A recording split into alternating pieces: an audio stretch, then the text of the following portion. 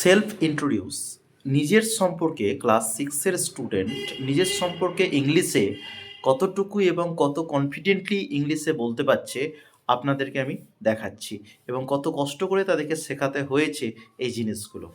তোমার নিজের সম্পর্কে একটু ইংলিশে আমাদেরকে বলে শোনাও তো। Good morning, respected Kaushik sir. My name is Niladri Sarkar. I am from Birbhum, West Bengal.